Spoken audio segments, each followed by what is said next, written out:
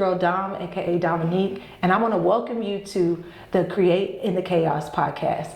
It's by Beauty in the Raw, and this is a place where we're helping creatives to understand there is no perfect time to be obedient to the Lord. When He has called you to build or create something, you just got to do it, because all things come together for those that love Him. But most of all, it may start out ugly, but in its own time, it always turns out beautiful. That's Ecclesiastes 3:11.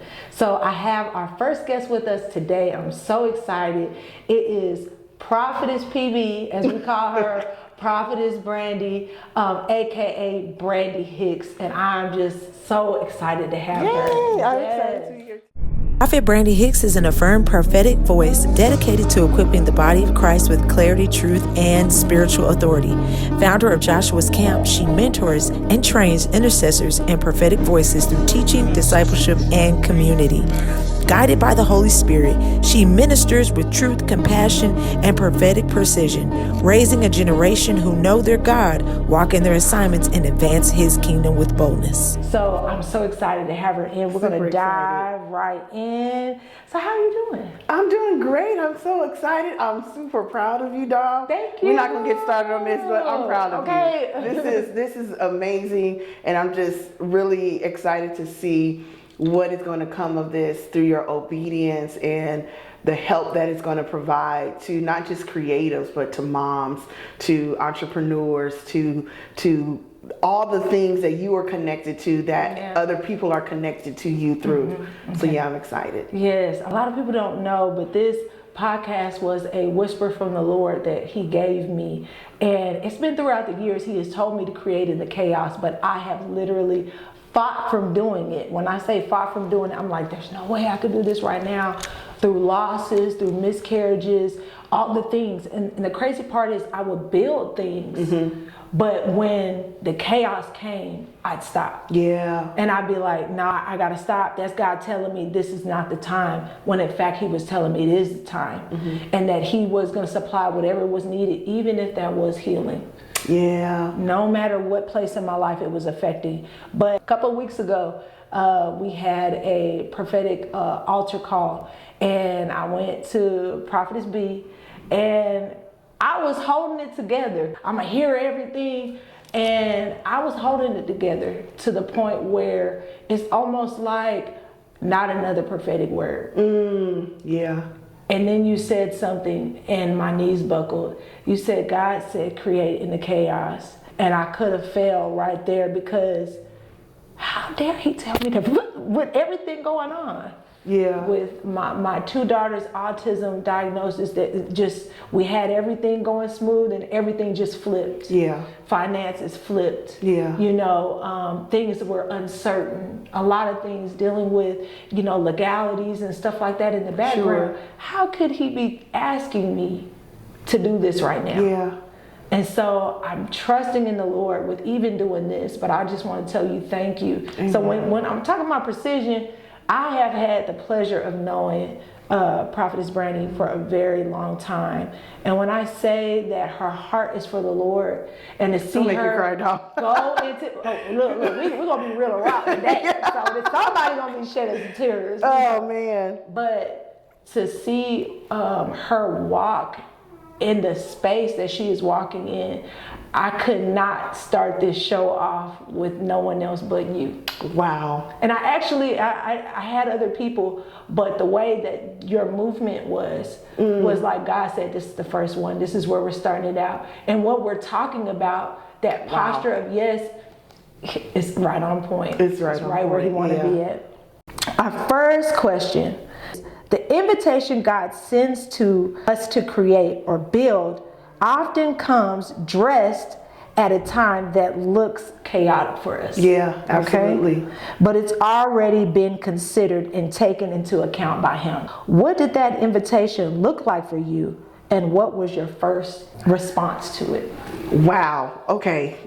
That's actually a big question, because I think a lot of our stories really, when you think about it, they all start in a little bit of chaos. Think about when the family that you were born in, the conditions that you were born in, right? Maybe the community, the environment that you were born in. I think we all share a common story that things may not have been as structured or orderly or as perfect in our mind or our concept of perfection as we would have liked it even growing up. So the invitation was already there. And I think a lot of creatives, what makes us creative is because we have to pull something out of nothing. And I was thinking about this earlier today as we're preparing for the podcast. That is really the pattern of God, right? We look at Genesis 1. Come on. Right? He did not create in perfect conditions. He did not.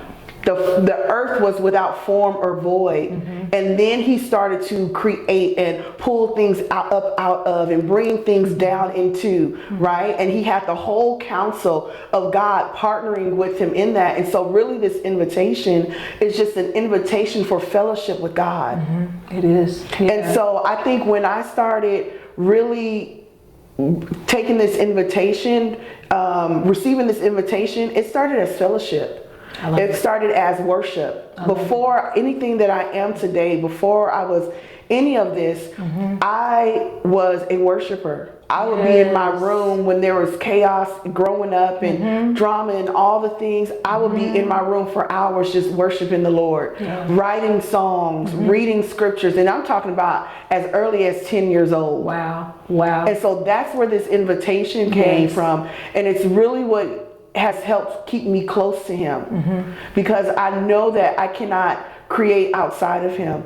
I say this all the time. Anything that I do outside of God is never good. It never comes to what I think it is in my mind. But when I let go and actually allow God to create and flow through me, through the mess, through the confusion, through the chaos, it's always more bigger and beautiful than I could have ever imagined or attempted to do on my own. Yeah, that's beautiful. That's beautiful. I love how you brought the picture of God when he was creating.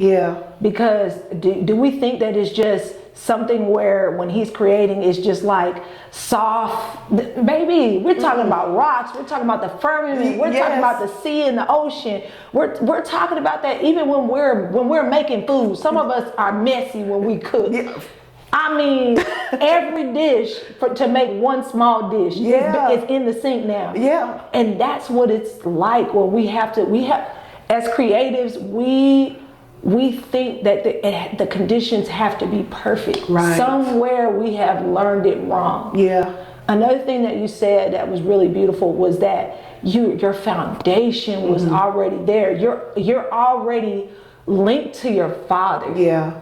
Y'all already have that relationship. So it's almost like you're a paintbrush. And he is the painter.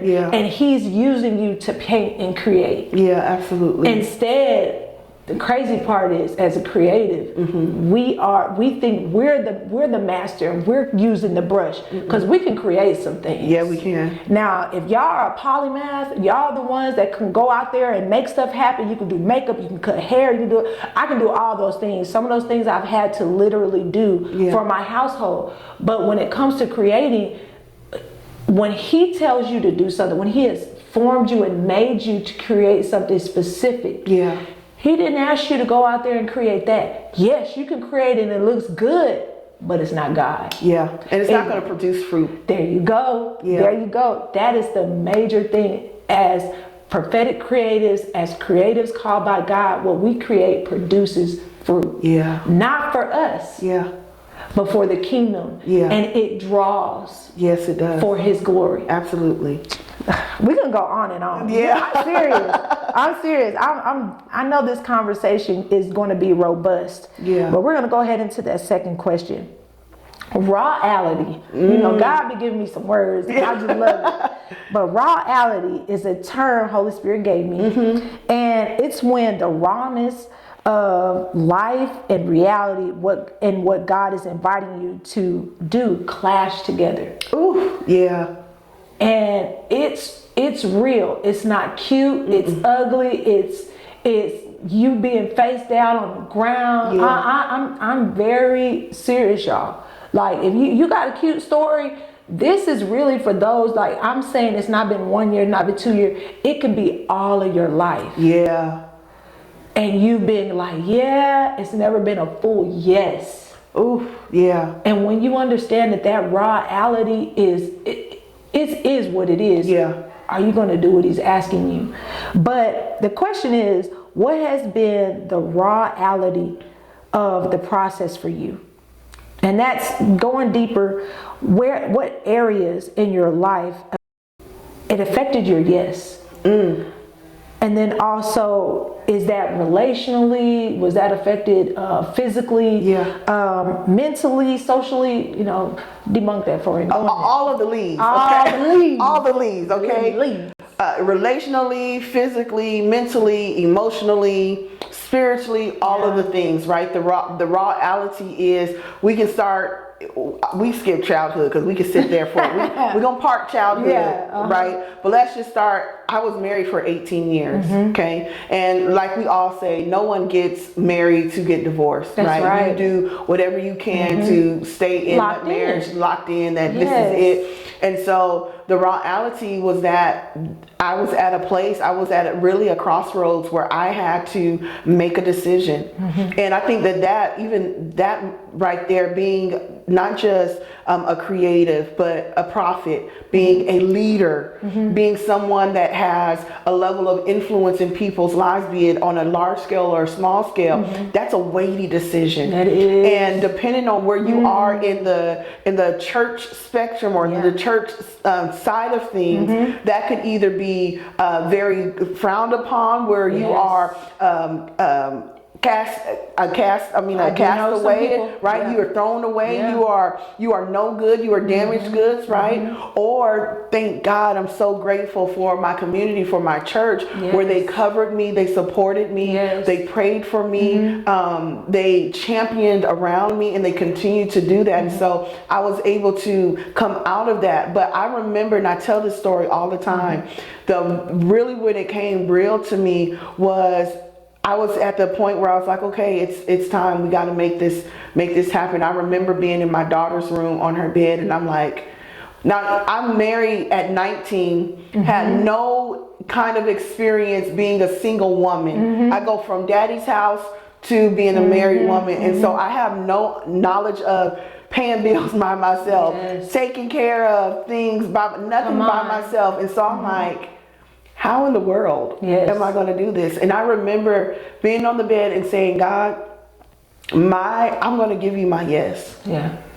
But I need you to promise to take care of me. And it's not like that he had never taken care of me before, because of course he always has. Yeah. But this was it's a new level. It's a new level because I'm in a new season of my life. And so that moment marked me, because that's when I made a covenant with God, with me and God. Yes. And it was not a covenant where it is a believer and God. It was daughter and father. Yeah. I made a covenant with my father. Yeah. And when I would say yes, my yes is not off the table. It's not negotiable. I can't take it back. Yes. I said, but I need you to, and it was almost like he said, say less.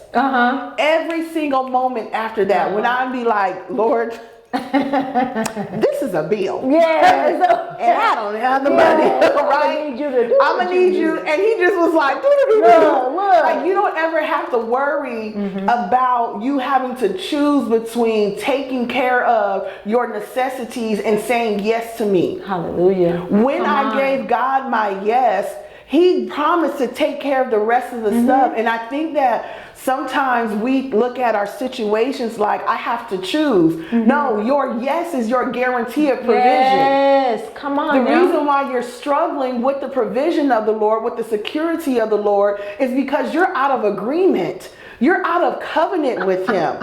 And it's gotten to the point where I feel like I'm a spoiled little girl. Like, come on. I was like, Lord, period. Look. you see what they said?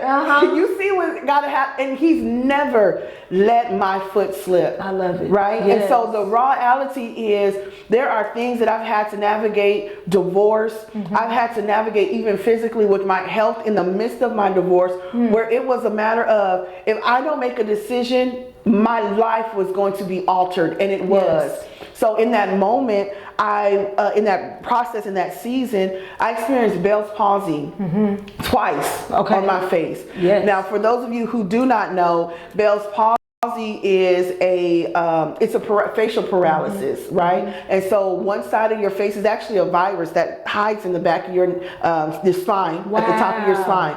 And most people have it. It's just dormant.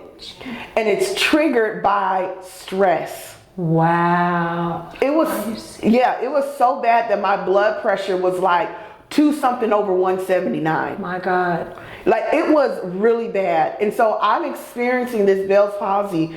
And so I'm literally serving people, serving God, serving in ministry. I remember the same week that I experienced Bell's palsy, I had to teach Bible study. Yes. And people ask me, well, how did you overcome that? I just had to say yes. I knew that there was nothing that I was going through that was going to be wasted. And I'm like, I'm not going to experience this pain. I'm not going to experience this suffering and not come out with anything. And so I allowed God to take what was raw, what was hurting, what was painful, and I allowed him to turn that into glory. And I become the benefactor, the beneficiary of the pain that I had to endure. Yes. What I caught what you're saying is, and this is one of the major things that this podcast is that things still came after you gave that yes. Oh, for sure. Bell's palsy still came, but he was twice, not once, but twice.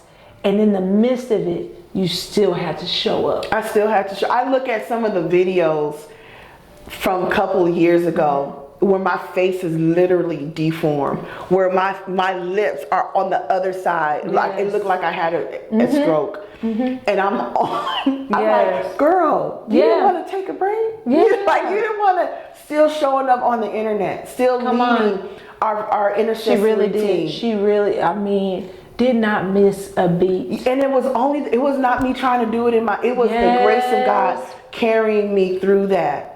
And then I'm like, okay, now we're getting to I'm like 85% recovered. I'm starting to see progress. Happens again, the other side of my face. And I'm like, people don't really realize, even for me now, the way that I'm able to show up now, because I still have, it's not fully gone. I still have after effects, right? Like when I yawn, my jaw will lock. Wow. My eyes, like right now as I'm talking, they're getting tight because my muscles are kind of fatigued because it takes a lot of energy to talk. So when I'm showing up despite all of that, not because it's gone. Yes. Not because it's cleared up. And so even for me getting on the camera, I'm like, my face, I've always said, Lord, anything can happen, but not my face. And it was the thing that it was touched. And I'm like, wait a minute, we had an agreement. But he still is getting the glory. He's still making all things work together for our good. Because I love him and I'm called by him. And so it's raw. I mean, I can even talk about the recent autism diagnosis with my daughter. Please do. And how that has transformed my life, where I'm literally having to learn how to reparent. And I'm learning, even having to parent myself, because there are a lot of things that I see in her that I can reflect back and like, man, I think I might be undiagnosed ADHD. I think there might be something. So I'm even having to navigate that and emotional and behavioral problems and struggles that we're having. But guess what?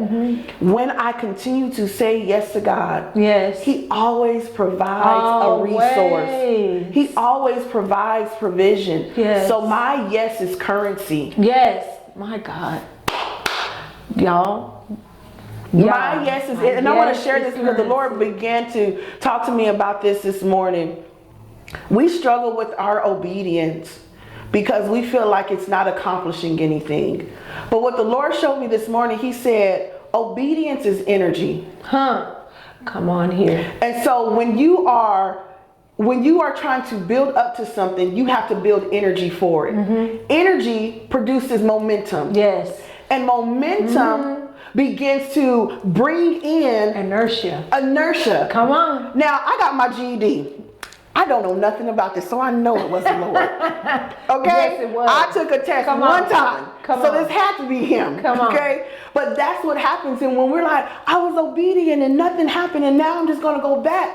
You stopped your energy flow. Really did. You stopped it. So now you're frustrated because you're like, I did obey, but you didn't continue in obedience. There's no consistency. As creators, we struggle with consistency. We and struggle discipline. with consistency. And it's like, no, you got to keep obeying. Keep obeying. And allow that thing Keep to saying yes. create energy Yes. and momentum and then inertia. And then now you are going to get the speed that you are trying to get to, but you'll never accomplish it if you are just obedient and then you get frustrated and then you stop and you quit. You are stopping your own flow, your own momentum. Stop staring at folks, y'all. Creatives. Because if you're basing your momentum on what someone else is doing, come on. You got the wrong view. You got to fix your gaze. Yes, Dom. You have to fix your gaze. Fix it. Because as a creative, we're looking at other people. There's a time where you have to move away. You got to sit. Yeah.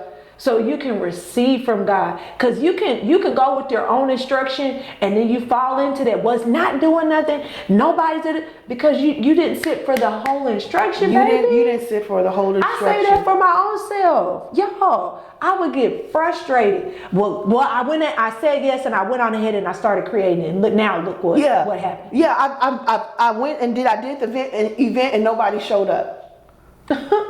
But you still supposed to give him a But you still supposed to. And then when he tells you to do it again, you're supposed to do it again. Come on. Imagine what Elijah, what his attitude would have been like when God brought him to a river. And he was settled, it was drinking, and then it dries up. Why'd you bring me here in the first place? You gonna just bring me to something that dries up? No. He had to follow him to the next instruction. That's right. And sometimes our water dries up because we have more confidence in the water than we do to the one that actually brought us to it. And we serve a good Father that will snatch that water so you come right back to him. Because you come right back to him. We'll idolize the water. We'll idolize the stream. And there will be no other God before him. He don't play. He trains us and teaches us that. Yeah. That's a good Father. Yes. He's going to make sure that you come back to him for the instruction. You can go only but so far. Yeah, absolutely. Some of us don't get the luxury of really going too far. He yanked that chain and we come right back. Yeah. Period. That's me. Period. Right here. Look, right here. But I love, how you share, about the Bell's palsy and even about your daughter's diagnosis with autism. For those, you'll see on another episode where I'll be talking a little bit more about my two daughters. Everyone knows that my 7-year-old, she was diagnosed with autism, but Lola was diagnosed last August with autism as well. We are going to go into our next question. This is a meaty conversation. Do you hear the first one right? When I say this is meaty, it's really good, and I really feel like no matter where someone is, they're going to be able to pull something from what we're talking about. Yeah, for sure. Okay, this isn't your regular. Let's get together and just talk about creativity. We're really talking about surrender. Yes. That's different. Yeah. Because for a creative, knowing that you can go and create your way out of something, surrender is the last thing you want to hear. Praying is the last thing you want to hear. Walking with Holy Spirit, because some of us, you don't work good in teams, because as a creative, you good with creating everything yourself. Yeah. I can do all the things. I can record, I can design, I can do photography, I can build the website, I can do all those things. But the one thing you can't do is try to run with instruction by yourself. Yeah. I think God is going to bless it. Prophetic creatives struggle with that. Yeah. You can't do that and call yourself a prophetic creative. No. No, you creative. Yeah, absolutely. Really.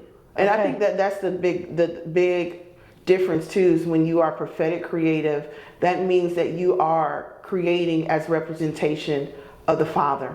You're not creating on behalf of yourself. That's right. You're creating on behalf of Him. And so we don't have the luxury to paint or to do or to build or to sing or to perform or to write or to whatever it is on our own. It is through the lens of the Holy Spirit. Yes. And it's through the leading of Him. Amen. That is so good. And even in being a prophetic creative, the way that He sends it to you, it's not something that just pops up out of nowhere. Sometimes it's that 3 a.m. Oh, for sure. That 3 a.m. wake up call. Sometimes it's that in the midst of what you're going through, the Lord prophetically gives you something, an idea, a program. Even, I know this sounds crazy, but as a prophetic creative, the Lord even sends me ingredients for my daughters, even for myself. Yeah. And it's stuff, y'all, I've never heard of, but He'll show it to me. And I'll have to go online and look for it. And when I start to read the benefits, it's crazy. Bergamot. Yeah. Bergamot is something that I never knew. And in a dream, I was talking to someone and the person gave me the name. And when I went and looked for it, bergamot is good for the heart. It's good for the mood, for your mental health, all the things. Wow. So when I say as a prophetic creative, we're not talking about you going and copying what somebody else is doing and you twist it and you say, I prophetically made this. No, I'm saying God gives you something that is not in style yet. Right. And you have to go what He says. That, y'all, that's when I say that's a whole nother topic. That is, and that, When I say that you have to be so understanding of who the Father is, and you have to have your identity in Him. Yeah. Because He'll be having you designing some stuff, and everybody was like, that ain't it. But then go a couple years later. Yeah. That's another show. Yeah, I want to, Period. Yeah, that's another show. But this question coming up is question 4. And it's, I can't wait for you to get in this. Because we're talking about prayer. Yeah. Okay. Yes. Okay. We're talking to somebody that loves prayer, the intercessor. Yeah. I mean, she understands when you talk about face down. She's understanding about going before the Father on other people's behalf. Okay, I had no choice. I'm shameless plug. We got to talk about prayer. Okay, how did your posture in prayer and stillness to hear God contribute to you creating what He wanted you to create and not what the flesh wanted you to? And I'll probably repeat this again. This next question: what let you know that it was God and not the flesh calling you to create in the chaos? Oh man, because first of all, prayer is not just you shooting your request to the Lord, right? It's an exchange. Yeah. It's an exchange of wishes. It's an exchange of desires. It's an exchange of plans and ideas. And so when you are consistently in the place of prayer and intercession, you are going to have to release what you want. Because he said you will have what you ask according to His will. Did y'all hear that? That's the fine print for some people, but it's really all together. Yeah, so exactly. So it's not you just, I'm coming to you and I want you to give me what I want. I'm coming to you and I want you to tell me what I want, I need to want. We don't even know what it is that we need to desire. And so when we come into the place of prayer, we are making this exchange. We are exchanging my desire, my wants for His. And so then when I exchange my desires and wants, I then want to create what He gives me. Yeah. I then have a new eye for it. I have a new curiosity. I have a new understanding, and sometimes it's compassion. For instance, my daughter, back in November, like, oh my gosh, the stories, I'm trying to keep this short. Let's go. We got our diagnosis with my daughter back in December. But prior to that, we were experiencing with her a lot of behavioral challenges, a lot of things that we were just kind of like, what is going on? Yeah. You know, self-harm and all of the things, right? And so I'm in the place of prayer asking God. She was in the hospital twice for a week at a time, and it was a very traumatic experience for us all. And so I remember being in the kitchen, and I'm like, Lord, I'm praying and crying out to the Lord. And I remember standing, it's always in the kitchen. I'm always cleaning and he checking me in the kitchen. But I'm standing there and he said, daughter, I'm not taking this away. You're going to have to walk with me through this. Yes. And it was almost like it was a moment where the Father was like, hold my hand and let's walk through this, because I'm not going to. This is not something that I'm going to take away. I'm not going to make it, make it go away real fast. You're going to have to walk through this. Yeah. In that moment, now becomes a desire for curiosity to understand what was not understandable before, in the sense of understanding ADHD and autism. And now, because I have more understanding, I have more empathy for other people. That's right. I have more empathy for other women. And for when I'm at the grocery store and I see a child that is acting out, or I'm seeing a mother that is real struggling, quick, you have an understanding. I'm not standing there like, if that was me, Yeah. she needed what? No. Because now I understand, because that's what prayer does. Yes. And so my thought is, what is some things that I can do for my daughter, for myself, that I can create in my home? Creativity does not start outside of our homes. That's right. It begins in our homes, and it should overflow. So now I'm thinking like, God, show me what needs to be done in my home to make it where she is able to thrive, and she is able, and we're able to dwell together in harmony and peace and all of that. So it is really about us taking ourselves in this place of prayer and not making demands, but sitting until God begins to work on our hearts. Yes. And that is the part about prayer that we don't sit in long enough, because we talk too much in prayer. Talk too much. And I know that's something that you teach us as intercessors. Like we talk too much. We talk too much. It's communication. Which means I get to pour my heart out to you, Father, and then the Father gets to pour his heart into me. Yes. So when I pour out, he pours in. But if I don't allow him to pour in, I'm just gonna get up, and then I get up and I go back to my ritual. Yep. I go back to my habits. I come back because of religious obligation. That's right. And then I go back to doing whatever I was doing. That's good. So stillness in prayer is essential for creativity, because it's only, you touched on this, it's only through that place that you're going to get something that is different than what everybody else is doing. Even in the world of AI.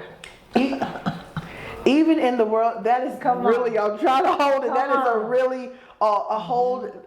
Can I just? Yes, please. I love AI for what it's worth. And I've said this on my social media, but the issue is when we are trying to create, and we are trying to do something that is not produced by God, we are going to continually fall. It's almost like a cycle where we're just going in a circle, and everything is just regurgitated. Everything is, and that's what we see on social media right now. We just see a circle. We just running into the same algorithm. We think the algorithm is different. No, the algorithm is going like this, and we're just kind of trapped in this. I believe that if you want something new and fresh from God, you're going to have to be less of a consumer and more of a creator, which means, and this is something the Lord has been dealing with me, like shut down these social media sites for a minute. Yes. You can post on like the business suite. Yes. You can have these third-party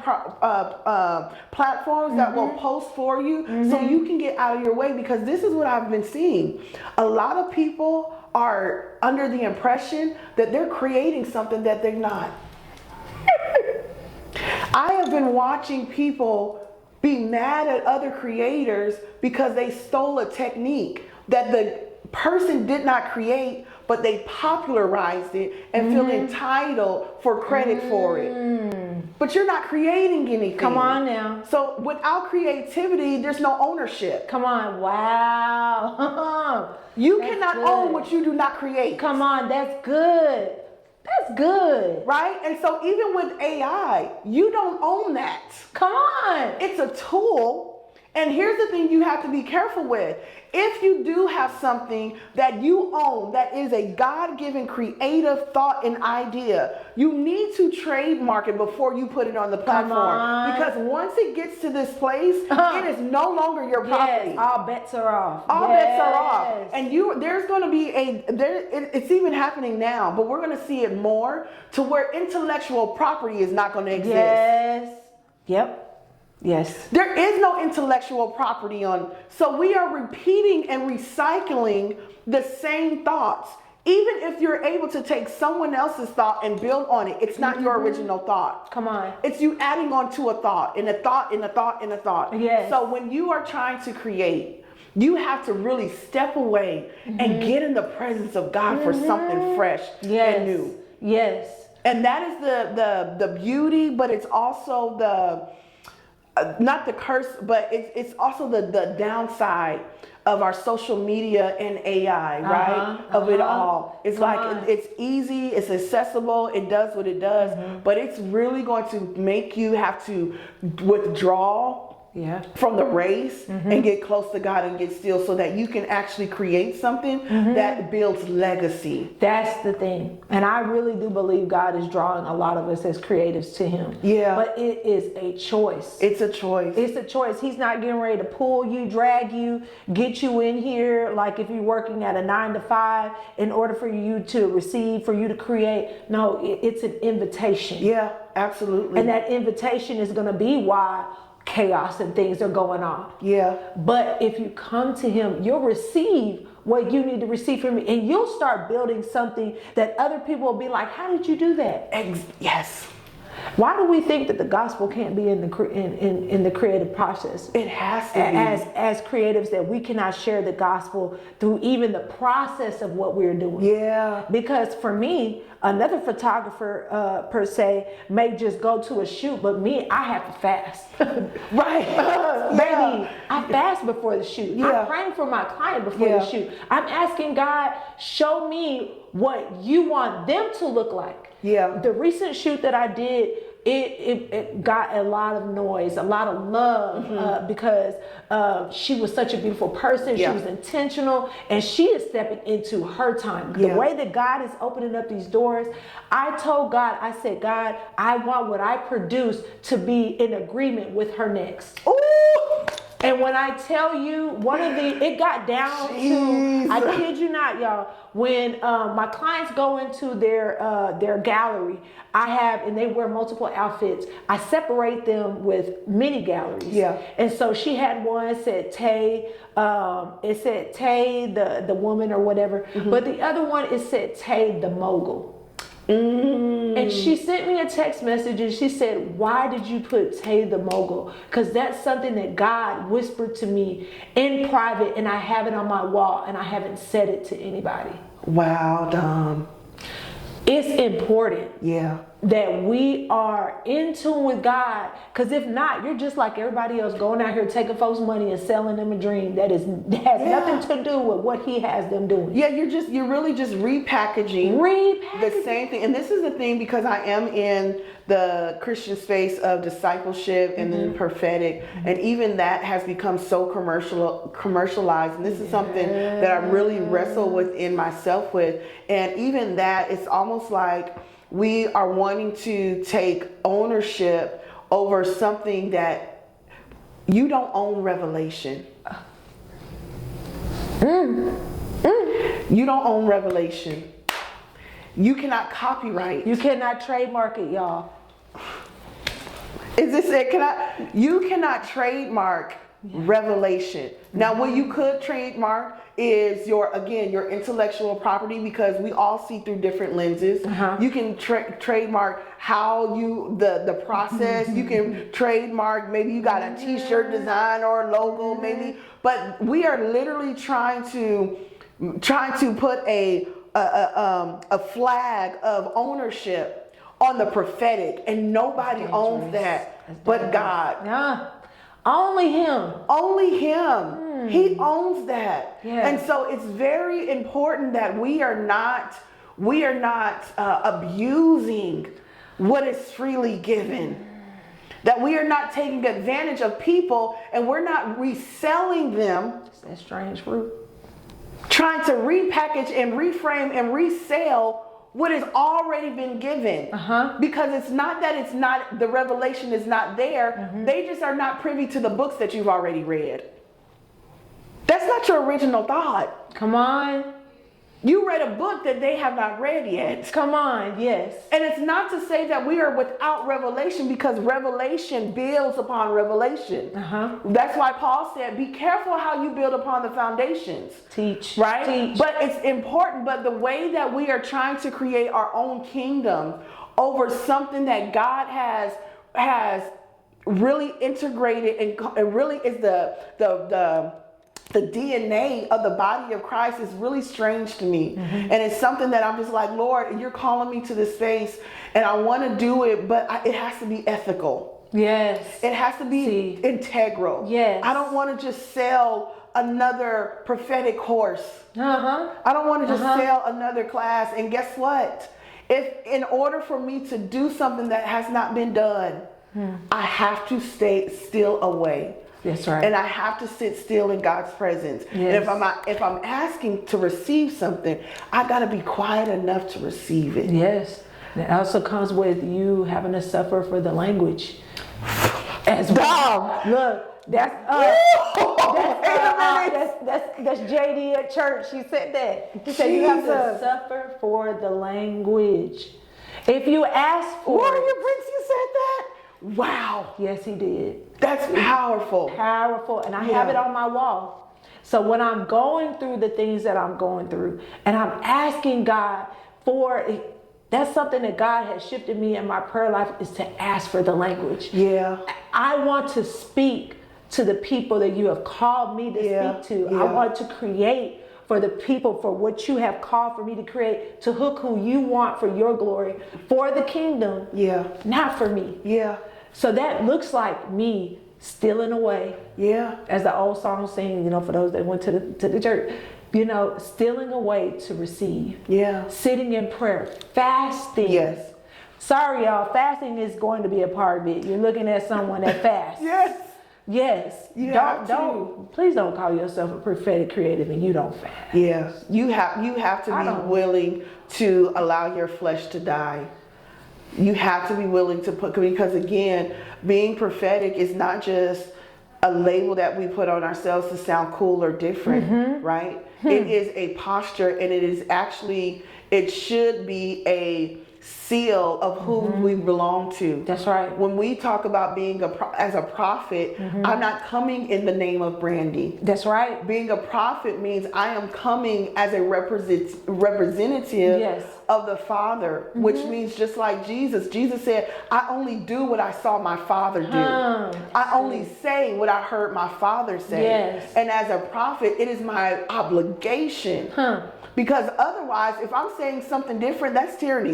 I'm outside. I done went rogue. You outside of the lines of where you supposed to be. Yeah, and they got folks coming to get you. Yeah. Okay, you about to get hemmed up. Yeah. CIA is somewhere. Period. About to snatch you up or whatever. Flag on the play. Right, exactly. And so I have an obligation to only represent him the way that he is asking to be represented. And good. Sometimes that looks like us, even in our culture, in our world of social media and all of that things. I think that the snare with that is, as creatives, we feel like we're missing out when we're not participating.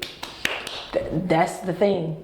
That's the thing. When you're stealing away and then you're seeing everybody launching, everybody putting stuff out, you're like, oh, I'm not supposed to be doing this. Yeah. But you are supposed to be doing that. Yeah. And that was a hard thing even for me, because I'm just naturally, I like to produce, I like to create, I like to do. But there's even some things even now where I was getting ready actually to launch this prophetic community, and the Lord was like, full stop. And I'm like, what do you mean? Like, what? And as I began to sit still, and ask him, he's beginning to drop things. He's like, this is what I want you to do. Yeah. This is what you're not going to do. This is how you're going to do this. This is what I want you to present. And it's unfolding. And here's the thing. Is the algorithm stronger than the timing of the Lord? Come do you on. think that the algorithm is greater than Kairos? No. Like when it is time, he will set you in time. Yes, come on. At the right time to make sure you don't miss nothing. See, look, now I was gonna hold this for another thing, Like, but okay, so our Apostle Reed. Yes. And look, I have not said this, but if you are a prophetic creative and you're looking for community, I definitely want to tell you, please visit Liberate Church. Please. In Dallas, Addison. In Addison, you will receive healing that you need. Absolutely. A community where you can let your hair down and actually grow. Yeah. Grow and create from a place that the Lord wants you to create from, and not a place of trauma and hurt. Yeah. I'm serious. A lot of people ask our apostles, how do y'all have all these creatives? Yeah. It's because they have made an environment that's conducive for sure. us. 1,000%. I mean, 1,000%. One thing I really want to say is the Lord speaks in so many ways to me. One of them is through numbers. And I forgot what the number was. I think it was 2121. And I received a word from Apostle Reed at another church's Friday night event. And she was she really got to the point and was like, it's time for you to focus on, design and all the rest of that, making the money, doing what God has put all these gifts in your hands. And she said that before, but this time it really hit. And I struggled with that word because I was like, oh, God is going to tell me it's time to branch out in ministry. It's trying to do this, all the things that I thought in private I was getting ready to do. But he came through the left and said, now, girl, you about to focus on entrepreneurship. You're going to have to do that because I'm not going to send it in the way that you want. Ooh. So I was driving the next day and when I say y'all, I was really like upset. I'm like, how can I create? And I have all this going on. I just walked into single motherhood. Me and Prophetess B, we actually shared some things in our story. I was too, married for 18 years. Yeah, that's right. And divorced or whatnot. And all this is new. I got married at 19. And I'm like, I've never paid bills on my own. What is this? Yeah. What is this? And what are these surcharges? And what's all this extra? Go away. But look, you go away, then the lights get cut off. Then he starts, but I had to learn that what the Lord is asking me to do, it's not to slap me on the hand to changing what I thought. It's because he sees what's coming. And he's trying to provide, and he has it in your hand. And he's saying, do what I'm asking you to do now so that you will be able to move in what I'm telling you to next. So as I'm driving, I see this license plate. It says 2121. He says, read it. He says, read it. So I go to Strong's Concordance, and it literally is talking about Kairos and that this is the time. Wow. And I said, I really pulled over the car and bawled my eyes out. I was like, you can't be telling me this right now. Why are you saying the Lord? Oh my God. But he is a good father. Yes, he So is. in that moment of stealing away, even when you're upset with him, at least go to your father and say, I don't like what you said. Why are you saying it? Yeah. He doesn't have to tell us why. But I will honestly tell you, it may not be in that moment.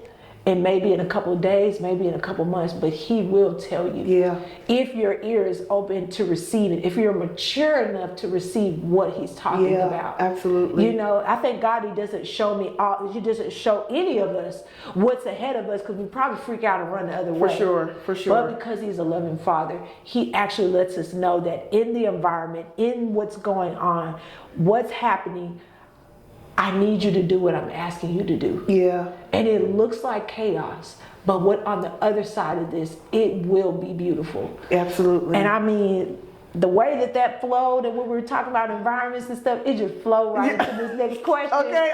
And what let you know that it was God and not the flesh calling you to create in the chaos? Oh man. Fruit. Because sometimes, let's be honest, when we're in chaos, it can be so hard to discern the voice of the Lord. Very hard. Right? I say that from we experience. have to inspect fruit. We have to inspect because he said that you will have fruit and your fruit will remain. Yeah. So whenever God tells me to produce something, whenever he tells me to create something, I look at the impact Yes. of what it is that God is calling me to. And sometimes that is through people. It manifests as people. Like you mentioned before, I mentor people. I train, I lead at our church, right? I train and direct the frontline intercessors and our prophetic team. And so when I am not just creating, and then I also teach the MITs. I partner with Pastor Nikki and teach the MITs. And so even in that aspect of creating, I look at how are people's lives being transformed. Yes. Aside from that, aside from what I do, my life, my being, how is what I'm enduring and the posture in my suffering producing fruit in somebody else's life? I love that. Because Yes. if anybody never comes to a teaching or a message or anything like that, I always say I want people to be able to be a fly on the wall and see how I'm able to handle pressure. Right? Yes. Because that is what is going to produce the fruit that remains. And that lets me know this is a mess, but I see it working. I see the effects on it. I see when people come to me and they're like, Prophet B, I don't know how you were able to endure getting through the divorce, but guess what? I was going through and I was struggling and I was able to, because I kept just remembering. I kept remembering how Prophet B was praying. I kept remembering how she kept showing up. I kept remembering how she kept enduring and how God pulled her out of that. That's fruit. And so that tells me, okay, I need to keep serving. That's right. I need to keep building. I need to keep getting on social media because people are inboxing me and emailing me. I get people from out of the state of Texas who are, hey, I'm watching your prophetic videos and I have a question. Can you mentor me in this? Can you do this? Because there is fruit and that lets me know this is hurting, this is painful, but it's not for nothing. That's right. It is producing something. The crushing is producing oil. It's producing wine. Yes. And that's how you know that it's not from yourself. Because when it's from yourself, it only benefits you. That's good. That's good. Whenever I create for myself, it is only going to satisfy the needs of me. That's right. I might be able to make money, but it's only enough money for me. I may be able to get acknowledgement and influence and followers, but it's only going to draw the attention to me. Yes. But what happens when I am continuing to do something and build something and create something, and somebody else said, I was able to eat from that too. You made money, but I gained confidence. Yes. Right? You were able to benefit yourself, but look, I was able to build my whole intercessory team at my church. Come on. That's how you know that it's God and not yourself. And the beautiful thing that I even noticed when you were saying that is that as you are doing it for him, he continues to open up new avenues of creating. Absolutely. New programs, new audiences, all the rest of that. And you didn't have to do anything for it. No. Doors open. Doors open, yeah. And to know me is to know that I did not like social media. For years, I'm like, all right. This is a content queen, so it's really, I'm serious, y'all. Listen, I'm trying. This has probably been the most consistent this year, where I have posted consecutively for 29 weeks. Okay. Wow, let's go. Instagram makes sure to tell me that because another thing, the way that my mind changed about it is I stopped making it about me and I made it about the mission. Y'all catch that. I'm going to say that again. If you are struggling with social media, if you're struggling with sharing the message that God has given you, or even the product or whatever it is, the service that God has given you, part of the reason why we struggle is we make it about ourselves and not about the mission. Yes. Social media is no more than catching fish. Come on. That's why you can't put so much stock into what's happening on it. Because all I'm doing is catching fish. And I might catch 20 fish, 20 views. Yes. I might catch 1,000 views. Come on now. And depending on your kairos, you might catch 1,000,000 views or whatever. Right? It's all about catching fish. And so don't make it about you. Because if I would have made it about me, when my face was crooked and upside down, I would have been done. Yeah. Right? Yeah. But it's about the mission, not about me. I love it. Yeah. I love it. That's going to change people's perspectives when they're like, well, I don't like being on the camera. Yeah. Oh, well, I don't know. But when you start thinking about the other person on the other end, Yeah. you think about the other woman that's on so the good. other end. You start thinking about the mom. For me, God was like, I need you to show up as your authentic self. Yeah. As someone in my life told me, I need you to show up authentically as you. And I was like, well, God, ain't I authentic? Da, da, da, da, da. But it was really my situation where I'm at. Yeah. You know, the things that I deal with, where one moment I'm having to stop my daughter from having self-injurious behaviors, of hurting herself because she has behavior disorder. Yep. Or my other daughter, or even my other children, they have been through a lot. Yeah. Yeah. And I want to back up even almost to what you were saying. Our environments, are we making our environment conducive to create? That is so powerful. Are we? The top of this year when I was planning for 2026, and that is one of the things, and it's actually, I created a mission for my home. Wow. And my mission was, we do not create outside of, we do not do anything that is not harmonious. That's right. We make sure that I make sure that my house is a sanctuary. Yes. Now, at the same time, baby, that has been tested. Yes. Yes. But it lets me know that this is the will of the Lord, because if it was not, I would not be fought on the very thing that He told me to establish. That is so good. Yes. And so, yes, that environment is everything. It is everything, because even as who we are as women and as mothers, we still need to make sure that we're creating in that space. Yes. We're creating a safe place for them. Yes. To heal, to grow. Yeah. To, even though we've gone through what we've gone through, our children have gone through what they've gone through. Yeah. And we have a parenting ethos in my house. So we read down instruction, what our belief is, where how we love each other. Love is shown here first before we go out. A lot of things, but it doesn't mean that it won't go untested. Ooh, there is a pastor that side. said there's no amen that won't go untested. Oh my gosh, And that is good. It will be. So when you know that you have a deadline to make and the kids don't want to go to bed till 11 o'clock. Ooh. It looks like that. Even before I got here, something happened. And I was like, God, I got to be where I'm supposed to be at. He said, but you're a mom first, Dom. Yeah.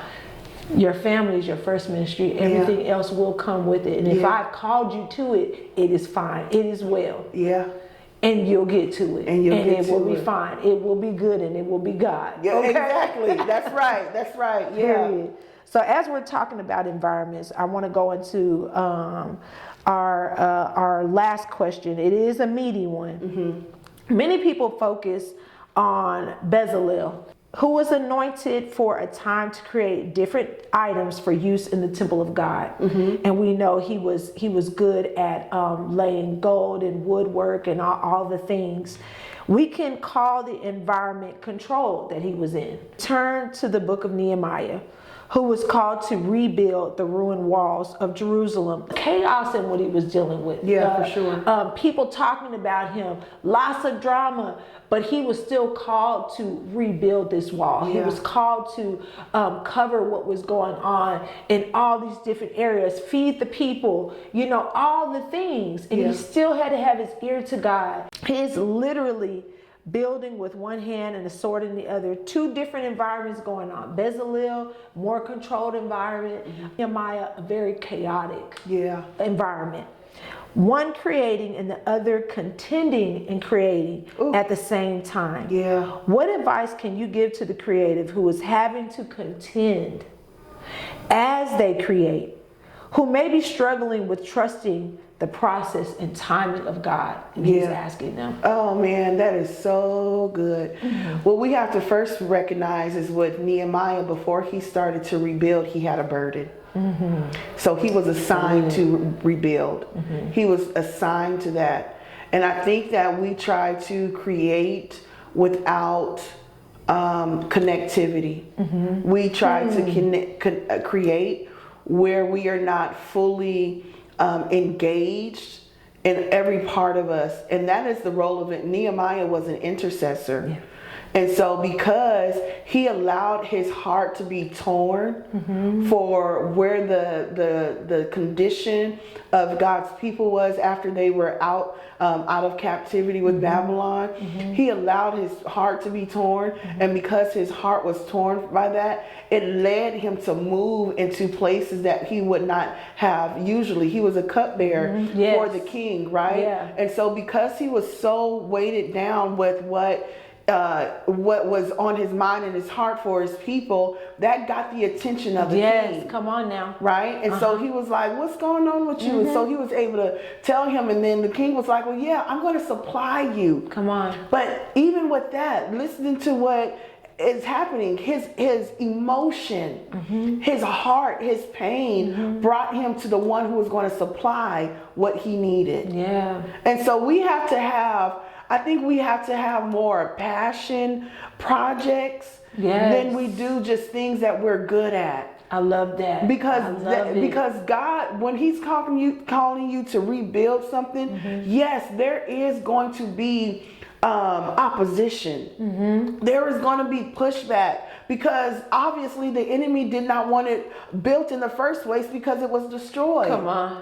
Come on. So now here you are, someone that is called to rebuild it, and you're not going to rebuild it in the former manner. You're going to build it stronger and better. Yes. And so what keeps you in that is your heart, that you've allowed your heart to be so knitted with that thing. I think about myself, like 2 years ago, I've been talking about prophetic discipleship and prophetic responsibility for 2 years now on social media. But what happened was, what I started to see was on social media, especially on TikTok, these prophetic people who were kind of like, their mental wasn't stable. It's just, it was very weird. And I'm like, what is happening here? It's like I'm watching one prophetic group of people fire at another set of prophetic people.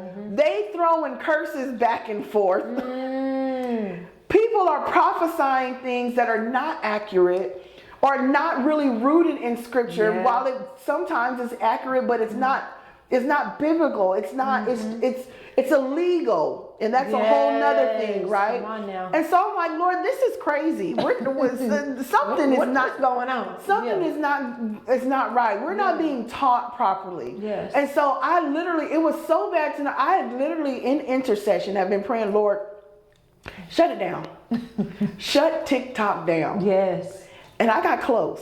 You did, because it did shut down. Because it did shut down. And then I was like, oh, you are the God that answers by fire. And then it came back on. He was like, I said, well, what happened? I thought we were. He's like, no, because I called you to that. Come on. Did you catch that, y'all? I called you to that. That's why it bothers you so much. That's good. It bothers you so much to the point that you are willing to deny your discomfort and continue to show up. Nehemiah was willing to deny his comfort. He was already in the palace. He already had a good job.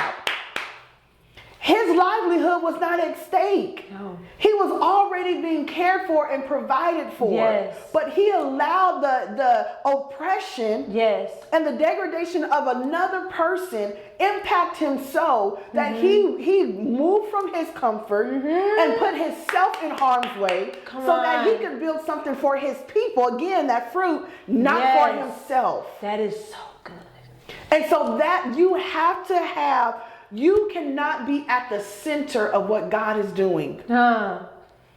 It has to be outside of you. Yes. It has to be for another people, for another generation. Because the reality is that even as I've been plowing and digging in this thing, is that I'm not necessarily called to the prophetic people of now or even former. The Lord has set my eyes on the future. Come on. He set my eyes on this generation that has not yet been elevated yet. Come on. And I'm like, Lord, if I can build something that is safe, that is integral, that is biblical, that is sound, that is safe for these individuals, I believe that we're going to be able to mitigate some of this foolishness that we are seeing. But it is a process, and it's not like I'm just this influential person that gets all these views. And maybe I got a little bitty account.